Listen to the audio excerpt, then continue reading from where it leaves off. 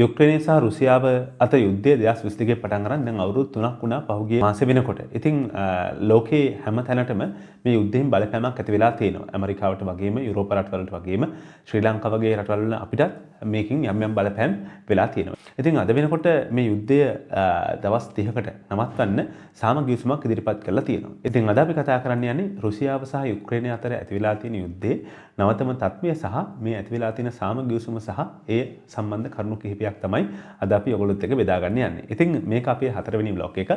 ඉතින් මගේ නම වර්ණ උදයංග. මම දැන් ෆින්ලන්තයේ තමයි ජීවත් වෙන්නේ. ඉතින් ෆින්ලන්තයේ ජීවත් වෙන ගමන් අපි YouTube channel එකක් තියෙනවා I Fin Europe කියලා. ඉතින් ඒකේ අපි traveling දේවල් තමයි කරන්න ගත්තේ. ඉතින් ඒ අතරතුර ෆින්ලන්තයේ ජීවත් වෙනකොට ලෝකයේ වෙන වෙනස් දේවල් ලෝකයේ වෙන ලෝක දේශපාලනය සහ ලෝක යුද තත්ත්වයට සම්බන්ධව ඉගෙන ගන්න මට ආසාවක් ඇති වුණා. ඉතින් ඒ ඉගෙන ගන්න දේවල් ඔයගොල්ලොත් එක්ක බෙදා ගන්න තමයි මේ YouTube නාලිකාව අපි පවත්වගෙන යන්නේ. ඉතින් අමතක නොකර channel එක subscribe කරන්න. දැන් අපි subscribersලා 25000 සීමාව පහු කරා ඊයේ. ඉතින් ඒක ලොකු සතුටක් කරුණක්. ඒ වගේම ඔයගොල්ලෝ අදහසොත් පහලින් කමෙන්ට් කරන්න අමතක කරන්න එපා. එහෙනම් අපි යමු මොකද්ද මේ සාම සාකච්ඡා කියලා කතා කරන්නේ. ඉතින් රුසියාව සහ යුක්‍රේනය අතර යුද්ධය නවත්වන්න ඕන කියන දැඩි මතය තමයි ඩොනල්ඩ් ට්‍රම්ප් පසු වෙන්නේ. ඉතින් පහුගියදා ඩොනල්ඩ් ට්‍රම්ප් පත් වුණාට පස්සේ ඔහු සාමගිවිසුමක් සම්බන්ධව සාමගිවිසුමක් ඉදිරිපත් කරා. ඉතින් ඔබ දන්නවා මේ පහුගිය වීඩියෝ වල කතා කරපු විදිහට මේ සෙලෙස්කි ගිහිල්ලා ඕවල් මන්දිරයේදී නැත්තම් මේ වයිට් හවුස් එකට ගිය වෙලාවේ ඩොනල්ඩ් ට්‍රම්ප් එක පොඩි ගැටලුවකුත් දාගත්තා. දාගෙන දවල මන්දිරයෙන් එකපාරටම එන්න ඇවිල්ලා පස්සේ සෙලෙස්කි පොඩි ප්‍රශ්න කිහිපයක් දාගත්තා. ඉතින් සමහර වෙලාවට සෙලෙස්කිගේ ඇත්තටම මේ රාජ්‍යයන් සමග ගනුදෙනු කිරීමේදී සහ තීරණ ගැනීමේදී රාජ්‍ය තාන්ත්‍රික ස්වභාවයේ පොඩි අඩුපාඩු සමූහයක් පේනවා. ඉතින් සමහරට මේ ගැටුම ඇති වෙන්නත් ඔහුගේ මේ රාජ්‍යතාන්ත්‍රික ගනුදෙනු කරන ස්වභාවයේ තියෙන ප්‍රශ්නත් මේකට බලපාන්න ඇති මේ යුද්ධය ඇති වෙන්නේ. මොකද යුද්ධය වළක්වා ගැනීම සඳහා ඔහුට ආරම්භයේදී පියවර ගන්න තිබුණා. ඉතින් කොහොම වුණත් මේ ඔහු ඇති කරගත්තු ගැටුමින් පස්සේ ප්‍රශ්න කිහිපයක් යුක්‍රේනයට මුහුණ දෙන්න සිද්ධ වුණා. එකක් තමයි මේ යුක්‍රේනය සපයන ආයුධ සම්පූර්ණයෙන් නවත්තන්න ඇමරිකාව තීරණය කරා. ඒ වගේම තමයි ඊට වඩා අමාරු කාරණාවක් තමයි මේ බුද්ධි තොරතුරු. ඇමරිකාව බුද්ධි තොරතුරු යුක්‍රේනයත් එක්ක ෂෙයා කරගත්තා. විශේෂයෙන්ම ඇමරිකාව බුද්ධි තොරතුරු ෂෙයා කරගන්න එකේදී විශේෂයෙන් සැටලයිට් සටහන් රුසියාවේ හැසිරීම මේ වගේ සම්බන්ධව ලොකු බුද්ධි තොරතුරු ප්‍රමාණයක් යුක්‍රේනයත් එක්ක හුවමාරු කරගත්තා. නමුත් මේ සියල්ලම ඇත්තටම අවසානයේදී නැවතුණා. ඉතින් මේක යුක්‍රේනයේ යුද්ධය පවත්වගෙන යන ගියාම ලොකු අභියෝගයක් වුණා. ඒ වගේ මේ දවස් කිහිපය තුළ ඇතිවෙච්ච ප්‍රශ්නත් එක්ක රුසියාව ඒකේ වාසිය අරගෙන විශේෂයෙන් කර්ස් පළාතේ ඔවුන් නැවත බලය තහවුරු කර ගැනීමට කටයුතු කරා. ඉතින් ඒක ලොකු ප්‍රශ්නයක් වුණා සෙලෙස්කිට මේ ඇති කරගත්තු ගැටුම. කොහොම වුණත් අද වෙනකොට ඇමරිකාව ඉදිරිපත් කරපු සාමගිවිසුම සම්බන්ධව සාකච්ඡා පැවැත්වුණා. ඉතින් සෞදි අරාබියේදී ඇමරිකාව ඉදිරිපත් කරපු සාමගිවිසුමට පළමුවෙනින්ම යුක්‍රේනය එකඟත්වය පළ කරා. ඉතින් ඒ එකඟත්වය පළ කරන අතරතුර යුක්‍රේනයට නැවත බුද්ධි තොරතුරු ලබා දෙන්නත් ආයුධ ලබා දෙන්නත් ඇමරිකාව එකඟත්වය පළ කරා. මොකද මේක මේ කාටද ඩොනල්ඩ් ට්‍රම්ප්ටත් මේක කොහෙන් හරි බේර ගන්න තමයි ඕනේ. මොකද හේතුව ඇමරිකාව ලොකු මුදලක් මේ සඳහා වියදම් කරලා තියෙනවා. ඒ වගේම ඒ වියදම් කරපු මුදල් වලට හිලව් වෙන්න යුක්‍රේනයේ තියෙන දුර්ලභ khනිජ වර්ග කැණීම සඳහා ඔවුන් බලපෑම් කරනවා. ඉතින් ඒ ටික සර්වයිව් කරගන්න අනිවාර්යයෙන්ම මේ සාම සාකච්ඡාවට යන එක ඇමරිකාවටත් වැදගත් වෙනවා. ඉතින් හැබැයි අර ආරක්ෂක සහතිකයක් නම් දීලා තිබුණේ නැහැ. මොකද ආරක්ෂක සහතිකයක් දුන්නා නම් හදිසියේ රුසියාව ගැහුවොත් ඇමරිකාවට සිද්ධ වෙනවා රුසියාවත් එක්ක සටනකට යන්න. ඉතින් ඒක නිසා ආරක්ෂක සහතිකයක් දීලා නැහැ. නමුත් බුද්ධි තොරතුරු සහ ආයුධ නැවත දෙන්න එකඟ වෙලා තියෙනවා මේ සාම සාකච්ඡාවලට එකඟ වෙච්ච නිසා. ඉතින් පළවෙනි පාර ඔන්න බෝලේ දුන්න යුක්‍රේනයට. යුක්‍රේනයේ සාම සාකච්ඡාවලට කැමති වුණා. දවස් 30ක සාමයකට තමයි මොවුන් කැමති වුණේ. මේ සම්පූර්ණ සාමයකට නෙමෙයි කැමති වුණේ. ඉතින් යම් කොන්දේසි කිහිපයක් සහිතව විශේෂයෙන් කළු මුහුදේ සම්බන්ධ කරුණු වගේම ගුවනින් නැති කරන ප්‍රහාර සම්බන්ධ තමයි නොවුන් යම්කිසි සාම සාකච්ඡාවකට සාකච්ඡා ඉදිරියට අරගෙන ගියේ. නමුත් ඉතින් ඊට පස්සේ මොකද උනේ? ඇමරිකාව මේ සාම සාකච්ඡාවට සාකච්ඡා කරලා පස්සේ නැත්නම් යුක්‍රේනය කැමති වුණාට පස්සේ මේ රිපෝට් එකත් අරගෙන ඇමරිකානු නියෝජිතයෙක් ගියා පුටින්ව හම්බ වෙන්න. නැත්නම් රුසියන් ජනාධිපති පුටින්ව හම්බ වෙන්න. ඉතින් එතෙන්දී පුටින් මේ සාම සාකච්ඡා එක කියවලා ඊයේ තමයි ඔහු යම්කිලි පිළිතුරක් මේ සඳහා ලබා දුන්නා. ඉතින් ලබා දුන්නකොට ඇත්තටම මේකට මොහු එකඟතාවයක් පළ කරාම නෙමෙයි. එක අතට එකක වෙමින් අනිත් අතට එකඟ නොවින් ඒ කියන්නේ එකක් ඇක්සෙප්ට් කරා ඒ වගේම ප්‍රතික්ෂේපත් කරා. මොකද මේ වෙලාවේ පුටින් දන්නවා මේ දැන් හදිසියේ හරි අපි හිතමු දැන් මේ යුද්ධය පවත්වගෙන යන්න පුටින් හැමතිස්සෙම කිව්වේ මේ යුද්ධයට පාර කැපුවේ සෙලෙස්කි කියලා. ඉතින් සෙලෙස්කි දැන් සාම සාකච්ඡාවලට කැමති වෙලා තියෙද්දි පුටින් කිව්වොත් එහෙම සාම සාකච්ඡාවලට එකඟ වෙන්නේ නැහැ කියලා ඒක පුටින්ට ප්‍රශ්නයක් වෙනවා. ඉතින් ඒක නිසා පුටින් මේක එකතකට කැමතියි. හැබැයි මේකේ දුර්වලතා කිහිපයක් ඔහු කිව්වා. ඉතින් එකක් තමයි ඔහු ඇහුවා දැන් හරි එතකොට මෙතනදී මේගොල්ලෝ මේ දවස් 30ක සීස්ෆයර් එකකට කැමති වුණාන් පස්සේ කොහොමද මේක යන්නේ කියන කාරණාව සම්බන්ධව මේක හරියට පැහැදිලි නෑ කියලා. පැහැදිලි නෑ කියලා කියන්නේ දැන් යුක්‍රේනය සහ රුසියාව අතර කිලෝමීටර් 2000ක වගේ ප්‍රමාණයේ දේශ සීමාවක් දැන් මේ වෙනකොට තියෙනවා. ඉතින් ඒතර මේ දේශ සීමාවේදී එක එක්කෙනා දැන් සාමගිය විසමක් කිව්වහම මේක හරියට යනවාද කියන එක බලන්න කවුරු හරි ඉන්න එපා. ඉතින් මේක බලන්නේ කවුද කියලා ඔහු ඇහුවා. එතෙන්දී ඔහු කිසිසේත්ම කැමති වෙන්නේ නෑ මේක බලන්නේ ඇමරිකාවේ හෝ යුරෝපයේ කට්ටිය මේකට සම්බන්ධ වෙනවට. එහෙනම් එතෙන්දී ඇහුවා මේක කවුද බලන්නේ කියන කාරණාව. ඉතින් එතනට උත්තරයක් මේක සඳහන් වෙලා නැහැ කියලා කිව්වා. ඒ වගේම පූටින් කැමැත්තක් දක්වනවා චීනය හෝ ඉන්දියාව මේ බෝඩර් එක බලන්න නැත්නම් මේ කාර්ය සඳහා සම්බන්ධ වෙනවා නම් ඒ හැර කිසිසේත්ම යුරෝපයේ මේකට සම්බන්ධ වෙනවට පූටින් කිසිසේත්ම කැමැත්තක් දක්වන්නේ නැහැ. ඊළඟ කාරණාව තමයි ඊළඟ එක තමයි ඔහුම ප්‍රශ්න කරේ දැන් මේ වෙලාවේ මේ ස්ටේජ් එක ගත්තාම ඇත්තටම යුක්‍රේනය ලොකු පරාජයක් ලබමින් ඉන්නේ. මොකද කර්ස් පළාතේ ගත්තත් නැවත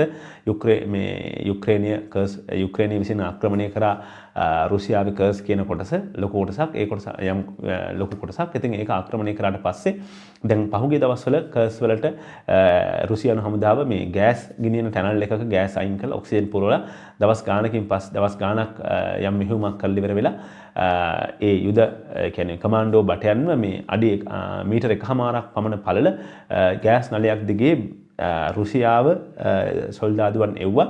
ඒක එව්වේ ඇත්තටම දැන් යුක්‍රේන් කට්ටිය ගිහිල්ලා ඉස්සරහා ඉන්නකොට පිටිපස්සෙන් තමයි ඇවිල්ලා සාමාන්‍යයෙන් 600ක් වගේ මුලින් 300 දෙනෙක් යවලා පස්සේ තවත් 300 දෙනෙක් යවලා මෙතනදී ලොකු පරාජයකට ලක් වෙන්න සිද්ධ වුණා යුක්‍රේනයට. ඉතින් එතනදී ඇත්තටම යුක්‍රේනයේ අල්ලන් ඉන්න කොටසෙන් දැන්ට 90ක් විතර මේ වෙනකොට නැවත රුසියාව බලය තහවුරු කරගෙන තියෙනවා. ඉතින් එතනදී එහෙම එකක් වුණා. ඉතින් ඒක නිසා ඔහු අහපු දේ තමයි දැන් එතනදී මේ කොටස ඇත්තටම යුක්‍රේනයේ තියාගත්තේ බාගේනින් කරන්න. මොකද හේතුව දැන් අපි දන්නවා රුසියාව යුක්‍රේනයේ කොටසක් අල්ලගෙන තියෙනවා. එහෙනම් යුක්‍රේනයේ රුසියාව කොටසක් අල්ලගත්තාම මේ දෙක හුවමාරු කරගන්න පුළුවන් කියන අදහස යටතේ තමයි ඇත්තටම සෙලෙස්කි බලාපොරොත්තු වෙන්නේ මේ ස්ට්‍රැටජි එකට ගියේ. නමුත් ඇත්තටම මේ වෙනකොට යුක්‍රේනය ඉන්නේ ලොකු ප්‍රෙෂර් එකක. මොකද හේතුව ඒගොල්ලෝ රටෙන් පහෙන් එකක් අල්ලගෙන තින්නේ. සහ යුක්‍රේනය මේ වෙනකොට රුසියාවෙන් කොටසක් අල්ලගත්තා. ඒකත් ඔහුට අහිමිමින් යන්නේ. ඉතින් පූටින් කියන දෙයක් තමයි මේ වෙලාවේ යුක්‍රේනය අමාරු අඩියක ඉන්නේ. මේ නැවත ශක්තිමත් වීම සඳහාද මේක කරන්නේ.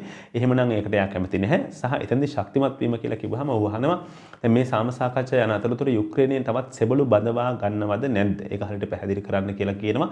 ඒ වගේම තමයි යුක්‍රේනයට යුද ආධාර ඇමරිකාවෙන් දෙන එක නවත්වනවද නැද්ද කියන කාරණාවත් ඔහු ප්‍රශ්න කරනවා. ඉතින් ඒක නිසා මෙතනදී එකාතකට ඇක්සෙප්ට් කරන අතරතුර මේක නවත් පැත්තකට ඩිනයි කරනවා නැත්නම් ප්‍රතික්ෂේප කිරීමකුත් මෙතන තියෙනවා. ඉතින් ඇත්තට මේ වෙලාවේ රුසියාව ටිකක් වෙලාව ගන්න බවක් තමයි පේන්න තියෙන්නේ. ඉතින් මේ ඇමරිකානු නියෝජිතයින් රුසියාවට ගියාට පස්සේ මේ සාකච්ඡාව සඳහා නැත්නම් නියෝජිතයන් ගියාට පස්සේ ඒ සාකච්ඡාවට ඇමරිකානු ජනාධිපතිතුමත් වීඩියෝ මාර්ගයෙන් සම්බන්ධ වුණා කියලා තමයි තියෙන්නේ. ඉතින් එහෙම වෙලත් මේක නැවත මේ බෝලය ඇමරිකාවට දෙන්න දැන් මේ අවස්ථාවේ මුලින්ම සෙලෙස්කි සහ ඇමරිකාව සාකච්ඡා කරලා ඊට පස්සේ බෝලය දුන්න කාටද මේ පූටින්ට. දැන් මේ බෝලය නැවත ඇමරිකාව දෙසට යොමු කරලා තියෙනවා. මේක දැන් සමහර වෙලට එකඟ වෙන්නේ නැහැ කියලා. ඉතින් ඒක නැවත හදලා පූටින්ට ඉදිරිපත් කරන්න තමයි වෙන්නේ. මොකද තාමත් මේ වෙනකොටත් එහෙම සාමයක් ඇතිවීමක් සිද්ධ වෙලා නැහැ. ඉතින් මේකත් ඊටාම වැදගත් කාරණාවක්. ඉතින් දැන් මේ සාම සාකච්ඡාවලට යනකොට මේ විශේෂයෙන්ම වෙච්ච දෙයක් තමයි මේ දැන් ඇත්තට මේ සාම සාකච්ඡාවලට යුරෝපය ගත්තාම යුරෝපයේ මෙතනදී ඇත්තට මේ යුද්ධය දිගටම පවතිනවා. යුරෝපයේ කැමැත්තක් දක්වනවා. මොකද හේතුව දැන් අවුරුදු 3ක් තිස්සේ රටක් යුද්ධයකට පැටලලා ඉන්නවා කියලා කියන්නේ ලේසි වැඩක් නෙමෙයි. දැන් රුසියාව වුණත් මේ යුද්ධය දීර්ඝකාලීන පවත්වගෙන යාම රටේ ආර්ථික වර්ධනයට ප්‍රශ්නයක්. මොකද හැමදාම යුද්ධ කර ඉන්න බැහැනේ රටක්. දැන් මේගොල්ලොන්ට රුසියාවේ කට්ටිය ජනතාවට නැත්නම් රුසියාවේ ක්‍රීඩකයන්ට වෙන තරඟවලට සම්බන්ධ වෙන්න විදිහක් නැහැ. සහ කිසිම සමළුවකට යන්නේ නැහැ. ඉතින් මේ නිසා රුසියාව ජනතාව ලෝකෙන් කොන් වෙලා වගේ. ඉතින් ඒක නිසා මේ යුද්ධය දිගටම කරගෙන යන රුසියාවත් කැමැත්තක් නැහැ. නමුත් යුරෝපයේ බලාපොරොත්තුව තමයි මේ යුරෝපීය රටවල බලාපොරොත්තු රුසියාව දිගට මේ යුද්ධය තුළ පටලවා තියෙන එක. මොකද සාමාන්‍යයෙන් ඒගොල්ලෝ දැන් සමහර දත්තවලට අනුව ජර්මනියේ ඉන්න බුද්ධි නිලධාරීන්ගේ සාකච්ඡාවලින් එහෙම දැක්ක දෙයක් තමයි මේ මොවුන් කැමති වෙනවා මේක 2030 දක්වා පවත්වගෙන යන්න. එතකොට 2030 දක්වා කියන්නේ තව අවුරුදු 5ක්. ඉතින් ඒ කියන්නේ එතකොට අවුරුදු 8ක් විතර මේ යුද්ධය තුළ පටලවා තිබ්බහම රුසියාව ආර්ථික වශයෙන් දුර්වල වෙනවා. ඉතින් දුර්වල වුණාට පස්සේ අන්නේ කාලය තුළම දැන් සාමාන්‍යයෙන් ඇමරිකාවට සහ ඊට අමතරව යුරෝපයට පුළුවන් මේ දිගින් දිගට මේ ආධාර සපයන්න. ඉතින් ඔවුන් කොහොම හරි මේ ආධාර සපයයි. එහෙම සපේ ගිහිල්ලා යුක්‍රේනය සමග යුද්ධය පටලවලා තිබ්බොත් එහෙම 2030 වගේ වෙද්දි මේ රුසියාව දුර්වල වෙයි කියලා වුන් හිතනවා. ඊට පස්සේ නේටෝ මෙහෙයුමක් යොදලා රුසියාව යටත් කරගන්න පුළුවන් වෙයි කියලා ඔවුන් විශ්වාස කරනවා. ඉතින් ඒක එහෙම විශ්වාසයකුත් තියෙනවා. ඉතින් ඒක නිසා මේ යුද්ධය දිගින් දිගටම පවත්වාගෙන යන්නේක රුසියාවට හිතන තරම් ලේසි දෙයක් නෙමෙයි. ඒක ඇත්තටම ලොකු බලපෑමක් තියෙනවා. ඉතින් අනිත් එක තමයි මේ සාමාන්‍යයෙන් ඇමරිකාව විසින් මේ සම්බාධක පනවල තියෙන රුසියාවට සාමාන්‍යයෙන් 20000ක වගේ ප්‍රමාණයක් සම්බාධක පනවල තියෙනවා. හැබැයි සම්බාධක යටතේ පහුගිය අවුරුදු 3 තුල රුසියාව තමන්ගේ රට යුද්ධයේ ඉදිරියට යන අතරතුර රටේ දේවලුත් පවත්වාගෙන ගියා. අන්නේ විදිහට තමයි උනේ.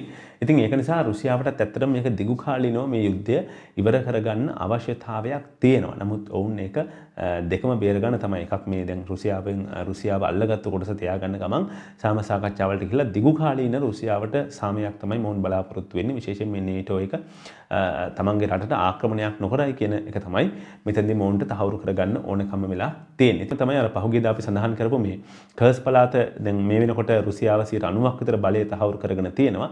ඉතින් බලය තහවුරු කරගත්තට පස්සේ රුසියන් ජනාධිපතිතුමා පහුගියදා එතනට එහෙට ගිහිල්ලා නැවත ඔවුන්ට උපදෙස් දුන්නා කොහොම හරි මේ සම්පූර්ණ කොටසින්ම මේ කියන මේගොල්ලන්ව යුක්‍රේන් හමුදාව පළවා හරින්න කියන එක. ඉතින් ඇත්තටම ඔහු හමුදා ඇඳුමක් ඇඳගෙන තමයි එතනට ගියේ.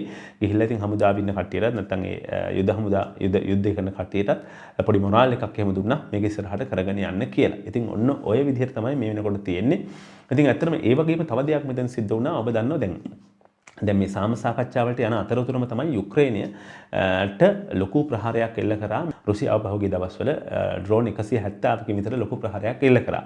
ඉතින් හැබැයි ඊට පස්සේ රුසියාව එහෙම ප්‍රහාරයක් එල්ල කරාම ඊට පස්සේ සෙලෙස්කි සහ නියෝජිතයන් මේ සාකච්ඡාවලට ගියාට පස්සේ ඒ සාකච්ඡාව යන අතරතුර රුසියාවට ලොකු ප්‍රශ්නකට මුහුණ දෙන්න සිද්ධ වුණා. ඒ තමයි යුක්‍රේනය රුසියාවේ මොස්කව් නුවරට ඩ්‍රෝන ප්‍රහාර සමූහයක් එල්ල කරා. ආසන්න වශයෙන් ඩ්‍රෝන 200ක් පමණ ප්‍රමාණයක් එල්ල කරා. ඉතින් ඇත්තටම මෙතනදී සැලකිතු හානියක් සිද්ධ වුණා. සාමාන්‍ය මිනිස්සු 3 දෙනෙක් විතර මැරිලා ගොඩනැගිලිත් විනාශ වුණා කියලා තමයි වාර්තාවල සඳහන් වෙන්නේ. ඉතින් ඒකත් එක්ක ලොකු ප්‍රශ්නයක් වුණා. ඇත්තටම දෙවන ලෝකයෙන් යුද්ධයෙන් පස්සේ රුසියාවේ අගනුවරට පහරයක් එල්ල වෙච්ච මේ වගේ ප්‍රහාරයක් එල්ලච්ච පළවෙනි වතාව තමයි මේක. ඉතින් මෙතනදී යුක්‍රේනියත් සෙල්ලන්නේ නැහැ. ඉතින් අවුරුදු 3ක් තිස්සේ රුසියාවගේ ලොකු රටක් එක්ක යුද්ධ කළා. රටෙන් පහෙන් එකක් ගියත් මේ දක්වා මේ යුද්ධය අල්ලන් හිටියා කියලා කියන්නෙම සෙල්ලම් වැඩක් නෙමෙයි. මොකද ඒකට හේතුව ඇමරිකාව සහ යුරෝපීය රටවල් මේ යුක්‍රේනියට ආයුධ සැපීමෙන් සහ අනිත් දේවල් වලින් උදව් කරපු නිසා. ඉතින් ඔන්න ඔය විදිහට තමයි මේ ඉතින් ඔන්න නිසා තමයි යුද්ධය මේ දක්වා පැවතගෙන යන්නේ. ඉතින් මේක ලෝක සාමයටත් ලොකු ප්‍රශ්නයක්. ඉතින් අනිත් එක තමයි මෙතන තවත් දෙයක් මේ පහුගිය දවස්වල කර්ස් පළාතේ යුද්ධවලට ඇවිල්ලා තියෙන යුද සමාජිකයන් ගත්තහම පස්සේ විශේෂයෙන් උතුරු කොරියාවේ යුද බටයන් සාමාන්‍යයෙන් 10000ක් විතර ප්‍රමාණයක් ඇවිල්ලා තියෙනවා කියලා සඳහන් වෙනවා. ඉතින් ඒක මෙතනදී ඇත්තටම දැන් මේ වෙනකොට ඉස්සරහින් ඉන්නේ පුටින් තමයි. මොකද ඔහු යුක්‍රේනයේ රටෙන් පහෙන් එකක් අල්ලගත්තා.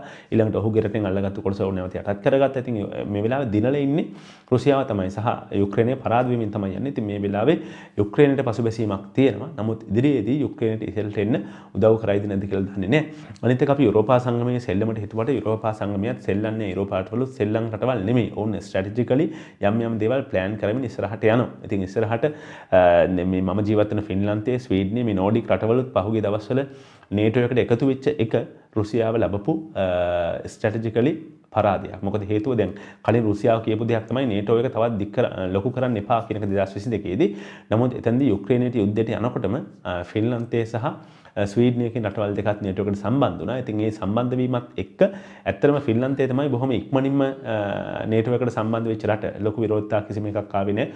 බොහොම ඉක්මනින් ෆින්ලන්තය නේටෝ සංගමයට සම්බන්ධ වුණා. ඉතින් ඇත්තටම මේ වෙනකොට නේටෝ සංවිධානයේට මේ ෆින්ලන්තය සහ ස්වීඩනය සම්බන්ධ වෙච්ච එක ලොකු හේතුවක් වෙලා තිනවා. ඒ හේතු අපි ඉස්සරහට තවත් වීඩියෝ එකකින් කරගන්න. මොකද ඒ සම්බන්ධව දැන් මම කරුණු එකතු කරමින් පවතිනවා.